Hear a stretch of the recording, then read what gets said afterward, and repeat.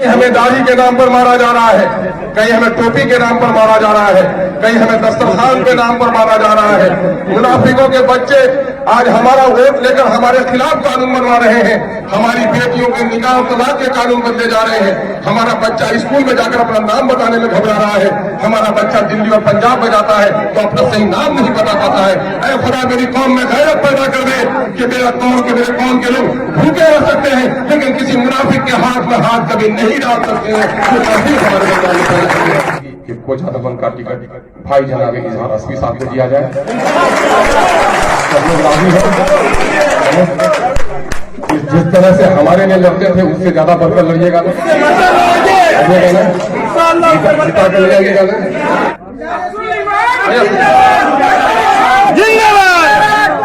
अच्छा, अगर पार्टी मुझको कहीं हिदायत कर दे कि तुमको भी इलेक्शन लड़ना है तो क्या मुझे इलेक्शन लड़ने की इजाजत होगी दूसरी जगह से? तो मैं तो कहूंगा कि पहली तरजीह आप लोगों की कोचादामन होगी, लेकिन जहां मैं लड़ूं तो वहां अपने रिश्तेदारों के जरिए से हमारा काम करवाने का काम कीजिएगा। अल्लाह तबारक करेगा। मैं 2014 में रिजाइन किया हूं तो मेरा काम तो बाप को भी गवाही दे सकता है, लेकिन जब जन्म ही नहीं हुआ था तो जन्म से पहले इन छल कपट को समझना पड़ेगा। ये अय्यार और मक्कार लोग भाइयों, बिहार में 2 जगह है जहां 74% मुस्लिम आबादी है असेंबली में। कौन? एक कोचाधामन और दूसरा अमोर। क्या गुजरात में जो दंगा 2002 में हुआ था, माओ बहनों की इज्जत टूटी थी, उसका गम है लोगों? गम है? जब बाबरी मस्जिद तोड़ी गई उसका गम है? आवाज लगाओ, आवाज लगाओ, क्या गम है? एनपीआर और एनआरसी पर जो इन गुंडों ने दस्तखत किया उसका गम है? 3 तलाक की बिल पर दस्तखत करके जजों ने जो मुनाफिकत की है, हमारी शरीयत पर हमला किया है, क्या उसका गम है? अगर मैं समझता हूं कि 74% आबादी को अपने शरीयत का पास है, अपने मस्जिद से मोहब्बत है, दाढ़ी और टोपी के नाम पर जो लोग मारे गए हैं उन भाइयों का गम है, गाय के नाम पर जो मारे गए हैं उन भाइयों का गम है, तो मैं ये कहने पर हक पर जानिब हूं कि इंशाअल्लाहुल अजीज हमारे सीमांचल में बच्चा गरीब होकर होटल में पोछा मार सकता है, हमारा नौजवान दिल्ली और पंजाब में जाकर मजदूरी कर सकता है, लेकिन जिन लोगों ने गुजरात में गुंडागर्दी की है, मस्जिद को तोड़ा है, तलाक बिल पर दस्तखत किया है, एनपीआर एनआरसी पर दस्तखत किया है, हमारी कौम का कोई नौजवान ऐसे गद्दारों को वोट नहीं दे सकता। और यही लोगों को बताना है, एक भिखमंगा फकीर आ जाए, बदन पर चेतरे हो, कपड़े नहीं हो ठीक से उसको, और वो विकास है उसका विनाश है, उसको कहोगे नहीं तुमको मैं शेरवानी बना देता हूं, माथे में टीका है पंडित जी, उसको सिर्फ कहो कि मैं सब कुछ कर देता हूं, तुम मेरे मस्जिद में नमाज पढ़ लो। अगर सच्चा हिंदू होगा तो भूखे मर जाएगा, तुम्हारी शेरवानी पहनकर मस्जिदों में हाजिरी नहीं देगा।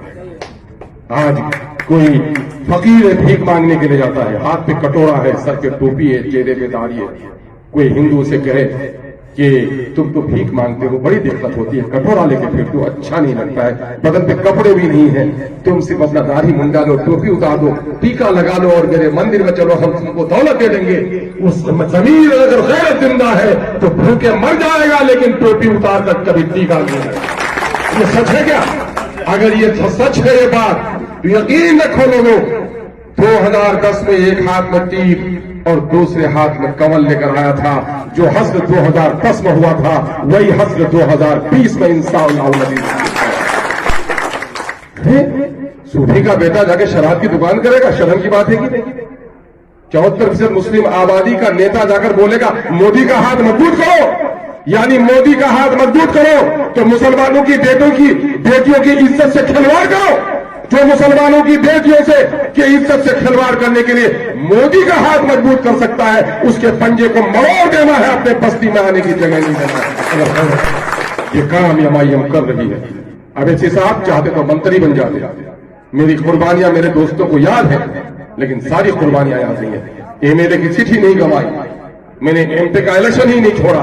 लोगों, एक मेंबर भी अपनी मेंबरी को छोड़ने के लिए 3 वोट आएगा, भाई के खिलाफ खड़ा हो गया है, समझा देंगे मैं भेजा हरिया बेटी बोठे जा कुछ किए मी जीतू करे आ गिनती हो तो 3 वोटों से वार वार बीबी वार बेटा छोड़ता है कोई क्या? और अख्तुर ईमान ने क्या एमएलए छोड़ा कि नहीं छोड़ा था? किसके लिए? अपनी मिल्लत के खातिर, कि बीजेपी से तोड़कर लाया था नीतीश को, तब मैंने रिजाइन किया था।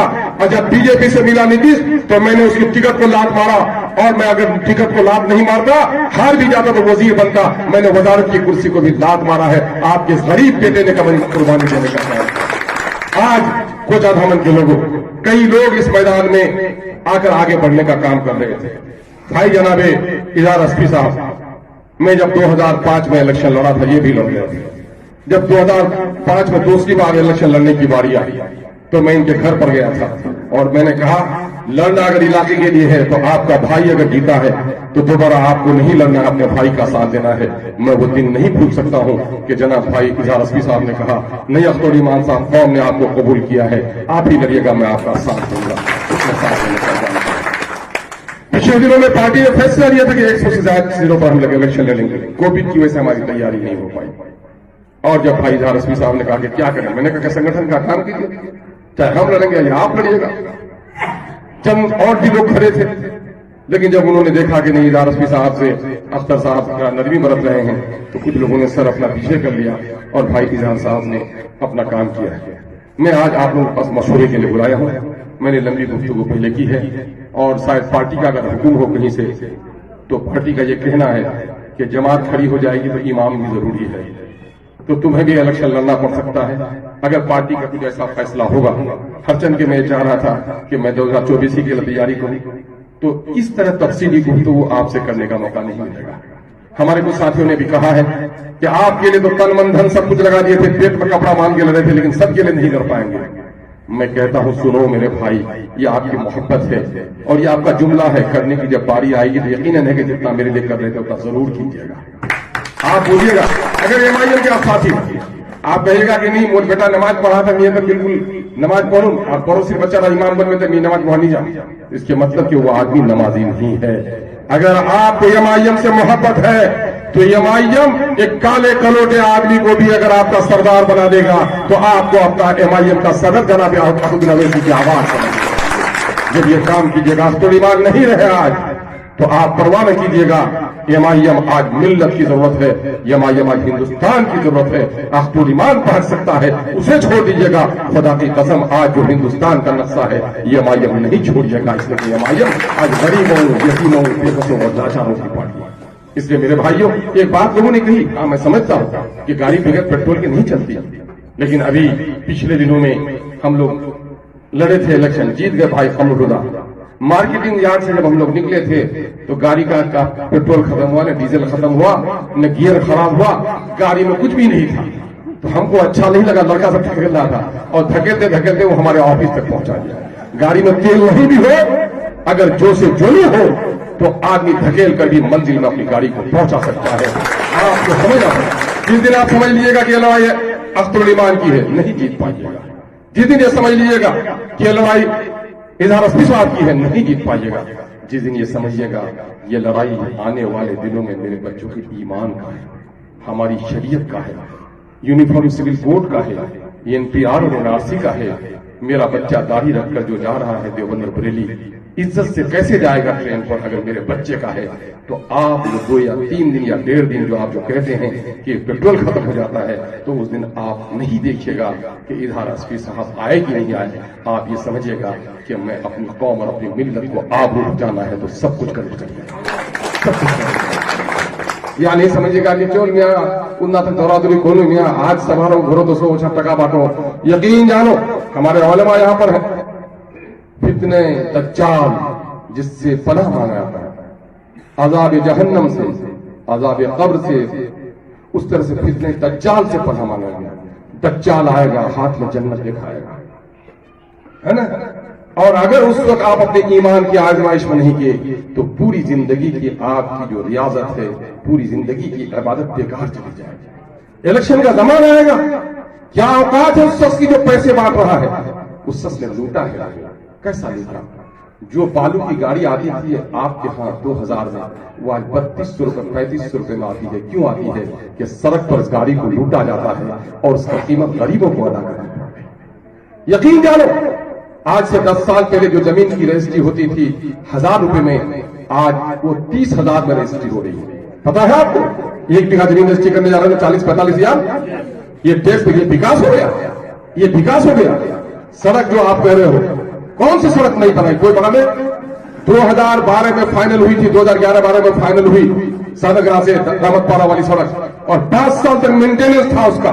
5 साल के मेंटेनेंस के बगैर वो पीडब्ल्यू में नहीं जा सकती थी, फिर भी उसमें मुरम्मती के नाम से करोड़ों रुपया निकाला गया। आपको हैरत होगी कि 13 करोड़ में वो सड़क बनी थी और 2015 में उस सड़क के मुरम्मती के नाम पर 17 करोड़ रुपया निकाला गया, और वो 17 करोड़ रुपये का हिसाब भी नहीं हुआ कि पीडब्ल्यूडी में सैंक्शन कराकर वो काम कराया गया। ये किन के पैसे लूटे जा रहे हैं? ये आपके पैसे लूटे जा रहे हैं। अख्तरीमान ने जो सड़क किया था मस्तानचक से वहां तक, तसीम साहब के द्वारा सैंक्शन हुआ था, मुरम्मतीकरण का काम किया था, तो आपने देखा था कि उसके मुरम्मतीकरण में कितनी मजबूती थी। सड़क के चौड़ीकरण का मामला बाद को सैंक्शन हुआ। ये सारी बातें, और आप देख लीजिए पिपला के पास, मैं जिला परिषद में था तो 80,000 से कलभट बनाया था, और आज वो कलभट 200 हो जाता है। लेकिन आपको सुनकर हैरत होगी कि ठेकेदारी के नाम पर वहां 3 करोड़ से ज्यादा का पुल बनाया गया, और जहां रोपा गाड़ा हुआ है कभी पानी ही नहीं जाता है। ये क्या हुआ? ये विकास हुआ? ये लूटा जा रहा है आपको, आपके बच्चों के मुकद्दर को लूटा जा रहा है, स्कूल के पैसे लूटे जा रहे हैं, आंगनबाड़ी का पैसा लूटा जा रहा है, डॉक्टर खाने से दवाइयां लूटी जा रही है। और वो अगर कुत्ता लोथरा पर पलता है लेकिन चोर को कभी नहीं बख्शता है। मेरे बाज़मीर में लोग, जिन लोगों ने तुम्हारे पैसे को लूटा है, तुम उसके पैसे को लूट लेना, लेकिन कभी बेजमीर लोगों का साथ मत देना, वरना तुम्हारे आने वाले मेरे भाइयों। इसलिए मैं आपसे कहना चाहता हूं कि हम लोगों ने तय किया है कि हम बिहार के मुख्तलिफ जगहों पर लड़ रहे हैं। आपको फख्र होगा, ये किशनगंज की पहली तारीख है कि आरा से, छपरा से, सीतामढ़ी से, गया से एक अगर टिकट के खातिर आपके भाई के पास हजारों पैरवी लेकर आ रहा है। ये आपकी मोहब्बत है, और आप ये समझ रहे हैं कि क्या करेंगे। आज अल्हम्दुलिल्लाह अभी इश्तियाक साहब है हमारे यहाँ, उस दिन भागलपुर से चंद मेहमान आए थे, 2 गाड़ी लेकर 10-12 आदमी आए थे। उस दिन ज्वाइनिंग थी तो हम ज्यादा तवज्जो नहीं दे पाए, और हमने कहा भाई आज हमारी बात नहीं हो पाएगी, हम पिछले दिन में पटना जाने वाले हैं, हम उधर से भागलपुर आएंगे, वहीं आप लोगों से मिलेंगे, माफ कीजिएगा। जरा सा उलमा लोग थे, बड़े बुजुर्ग थे हमारे, हमको अच्छा नहीं लगा कि हम दोबारा आने गए। मैंने कहा मैं ही आप लोगों से मिलते हुए आएगा, मैं सोचा दिल जो हो जाए। आपको मैं उन लोगों से खबर दिया था, लेकिन खबर न जाने कैसे वहां पहुंच गई। जब हम लोग भागलपुर में पहुंचे थे तो बिला बिन गालिबा 400 से 500 आदमी हाथों में फूल लिए अख्तरीमान के इस्तकबाल की। ये दरअसल आपकी मिल्लत की मोहब्बत, आपकी क़यादत उठ रही है। मैंने कई जगह लोगों को समझाने के लिए कहा कि चौराहे पे बच्चा खड़ा है तो बच्चे को पूछो नाम क्या है, तो बच्चा बता देता है कि मेरा नाम जैद है, मेरा नाम बकर है। बोलोगे कहां के रहने वाले हो? कहा फला बस्ती का रहने वाला हूं।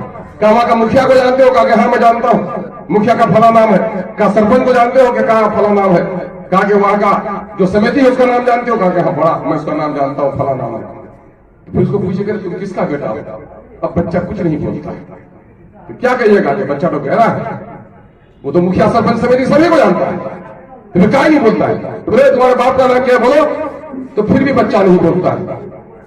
बच्चे के आंख में पानी भी नहीं। आपका ख्याल होगा कि शायद बच्चा तो बाप अभी मरा होगा, नाम लेते हुए शायद दिल में दर्द आ रहा है, लेकिन आंख में पानी भी नहीं। अरे क्या नहीं बोलते बाप का नाम? नहीं बोलता तो क्या कहिएगा कि शायद इस बच्चे का बाप चोर होगा, डकैत होगा, जिसका नाम लेते हुए शर्माता, ऐसा बोलेगा भी नहीं। या अगर फिर भी नहीं बोलता है तो शायद ये भी समझ लेंगे शायद अब जो होगा। ऐसा हो सकता है कि मैं बोलता हूं कि आप बोलिए बिहार में यादव का नेता कौन है? आवाज से बोलो। पासवान का नेता कौन है? कुर्मी का नेता कौन है? मुसलमानों का नेता तो उस बच्चे का हाल है कि नहीं? यकीन जानो, बच्चा यतीम होता है बाप के मरने के बाद, और कौम यतीम होती है अपने लीडरों को खो देने के बाद। जो कौम अपने दरमियान में लीडर नहीं चुनती, वो अपने लश्करों को बर्बाद करने का फैसला करती है। एमआईएम और कांग्रेस हो, वो आपको नेता नहीं दे सकता है। आप उसे वोट देंगे तो वो गुलाम अपनी पार्टी का होगा। एमआईएम जिसको चुनिएगा वो किसी पार्टी का गुलाम नहीं होगा, आपके दल का तर्जुमा। इसलिए ये लड़ाई आपको अपनी समझनी पड़ेगी। और ये बात कह दूं, गलती से आप लोग सुन लिए कि इजाज साहब बहुत पैसा वाला है।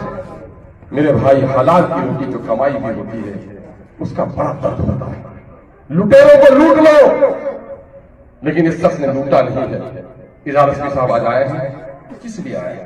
इलेक्शन में आया था, दूसरा आदमी तो लूटा कि नहीं लूटा, कितनी जगह जमीन खरीदी, कितने पैसे हैं, जाकर पूछो उनको, वो लूटा है। लुटेरा लूटने के लिए आता है, दौलत हो आदमी को तो इज्जत के लिए आता है। अल्हम्दुलिल्लाह मैं समझता हूं कि पूरे विधानसभा में इज्जतदार लोगों में नाम शामिल है हमारे इजहार एसपी साहब का, जबकि उलमा के जिम्मेदार हैं, उलमा की सब भी बैठते हैं। मैं नहीं समझता कि एमएलए बनने से बहुत ज्यादा इज्जत बढ़ जाएगी। शोहरत का मामला है तो हम आपको बता देते हैं कि दूसरा एमएलए को इतनी शोहरत नहीं मिलती है जितना एमआईएम के एक सदर को शोहरत मिलती है। एमआईएम में शामिल हो गया है, यकीनन है कि अगर हम लोग स्टेट कमेटी में ले लेंगे तो शोहरत मिलेगी। लेकिन मैं समझता हूं शायद मेरा ये सोचना सही हो, और अल्लाह के मैं भाई इजहार एसपी साहब से भी कहूंगा कि ये सही नियत कर लीजिए कि लोग शोहरत के लिए आते हैं, दौलत के लिए आते हैं, इज्जत के लिए आते हैं, लेकिन ये सभी नामुराद लोग हैं। सियासत में जिन लोगों को दुनिया में भी और आखिरत को अजर मिलने वाला है, वो इस नियत से आए कि मैं इंसानों की खिदमत के लिए सियासत करने वाला हूं, मैदान सियासत में खिदमत के लिए आया हुआ है। मैं आप लोगों से मशवरा, मैंने अभी तक कोई ऐलान नहीं किया। क्यों नहीं ऐलान किया?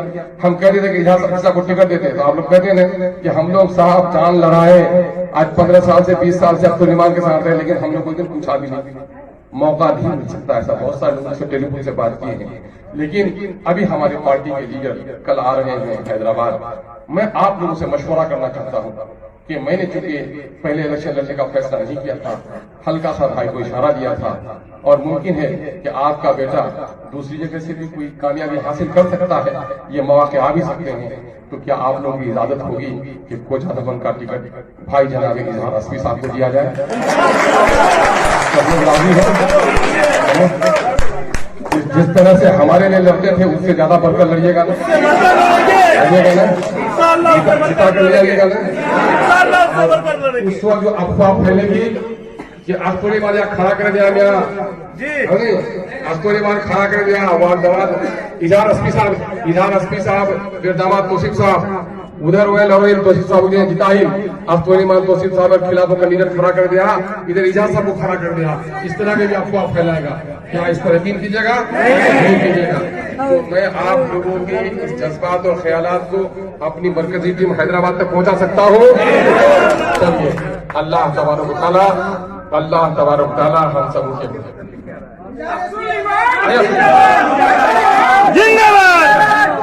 अच्छा, अगर पार्टी मुझको कहीं हिदायत कर दे कि तुमको भी इलेक्शन लड़ना है, तो क्या मुझे इलेक्शन लड़ने की इजाजत होगी दूसरी जगह से? तो मैं तो कहूंगा कि पहली तरजीह आप लोगों की कोचा दमन होगी, लेकिन जहां मैं लड़ूं तो वहां अपने रिश्तेदारों के जरिए से हमारा काम करवाने का काम कीजिएगा। अल्लाह तबारक व तआला ऐसे मौके दिए, तो अल्लाह ने अगर ऐसे मौके दिए तो आपके दोनों हाथ में लड्डू होगा। और आज मैं आप लोगों के इस बहुत ही इत्मीनान बख्श माहौल में इस मीटिंग में आप लोगों की शमूलियत का शुक्रिया अदा करता हूँ, और अल्लाह रब्बुल इज्जत से दुआ करता हूँ कि खुदावंद पर इस वक्त इस मिल्लत बड़ी मजलूम हो गई है। कहीं हमें दाढ़ी के नाम पर मारा जा रहा है, कहीं हमें टोपी के नाम पर मारा जा रहा है, कहीं हमें दस्तरखान के नाम पर मारा जा रहा है। मुनाफिकों के बच्चे आज हमारा वोट लेकर हमारे खिलाफ कानून बनवा रहे हैं, हमारी बेटियों के निकाह और तलाक के कानून बनते जा रहे हैं। हमारा बच्चा स्कूल में जाकर अपना नाम बताने में घबरा रहा है, हमारा बच्चा दिल्ली और पंजाब में जाता है तो अपना सही नाम नहीं बता पाता है। ऐ खुदा मेरी कौम में गैरत पैदा कर दे कि मेरे कौम के लोग भूखे रह सकते हैं, लेकिन किसी मुनाफिक के हाथ में हाथ कभी नहीं डाल सकते हैं। अल्हम्दुलिल्लाह रब्बिल आलमीन। खात्मा हो जाए। इधर आइए।